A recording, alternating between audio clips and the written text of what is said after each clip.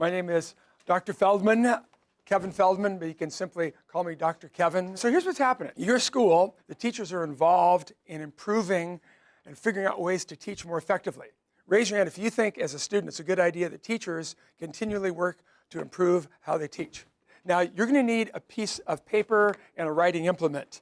And would you simply put Mary Shelley's Frankenstein as a title? We want to introduce this book, so we won't be, you haven't read the book yet, we want to introduce it. And in particular, we want to learn a little bit about the context. Raise your hand if you've heard that word before. Raise your hand if you think you know what that word means. See if you can come up with a couple of synonyms for the word context. If you're not sure, just give it a go, but see if as a group you can wind up agreeing. So we want to know what was going on in the world in general, in the world of Mary Shelley in particular, and her friends when she wrote this book. We'll also identify, there's a number of themes. So themes are big ideas, right, that the novel's about. And of course, we argue about themes because themes often aren't right or wrong. But the first thing I want you to do right now is I want you to free associate, but we're going to free associate in a particular way. See if you can free associate with any word or phrase, no complete sentences, that you would associate when you hear Frankenstein. Give me one free association. Frankenstein, creation, good. And 3 here, mythical. 3 here, mob, wonderful. 3, horror. 3, lightning, ooh, interesting, good. How about here?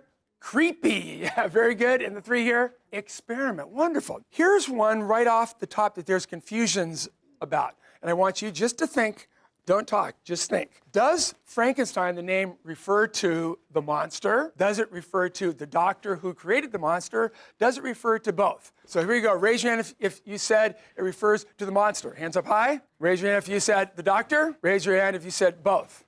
Technically, the right answer is the doctor only in the novel.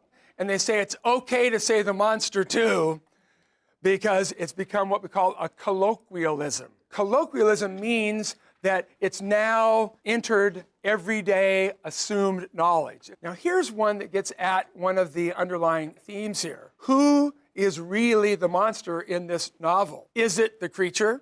Is it the doctor? Is it society as a whole? This time I want 1 to talk with 2s and 3s to talk with 4s. We're theorizing. What's one possible reason why the doctor might be viewed as the monster? We want you to think divergently. We want you to think broadly, right? Don't worry about being right or wrong. So this time, I'd just like you to raise your hand if either you or your partner had a possibility that you thought was kind of interesting to kick around. Yeah. Okay, the society maybe for not accepting him. Wonderful. Okay, how about something different than that? Okay, now that's stated with conviction. Clearly an absence of ethics and morals from Kyle's perspective. Great. One more.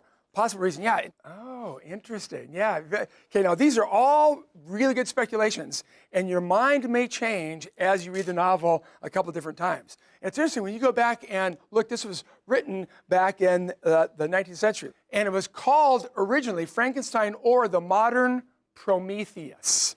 So here's a myth. Prometheus was a Titan god who creates man from clay, and you'll hear this phrase, the spark of life. Now we're thinking some associations here.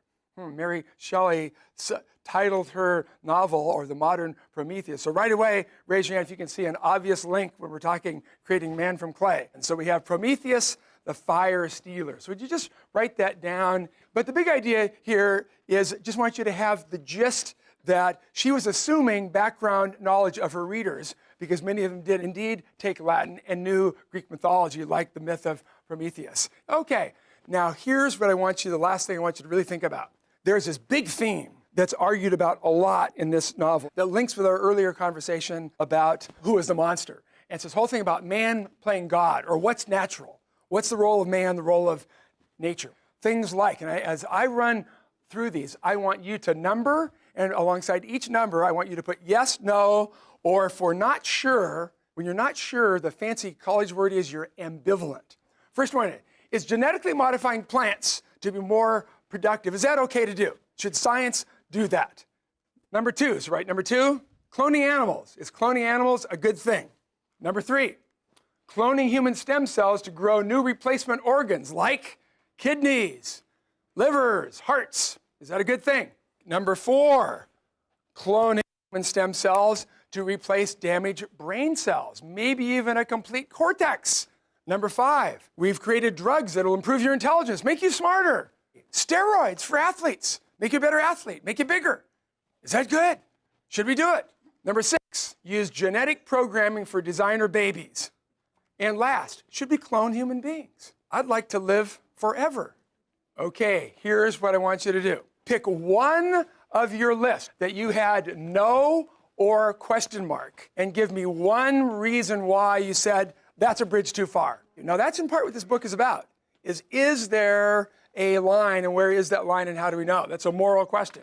Who either heard from their partner or they think they have an interesting reason why no for any of these? So you think that it would wreak social havoc? Well, part of this book, there's a lot of social havoc that gets wreaked in the life of Victor Frankenstein and his family and the folks that you'll be reading about. I want to leave you with this. What's one fact that you now know about Frankenstein? Maybe that whole link with the subtitle is Prometheus. And then one idea, question, or theme that you're going to have in mind as you start reading this novel. So first of all, let's have some approval for the awesome students for being willing to be in the fishbowl.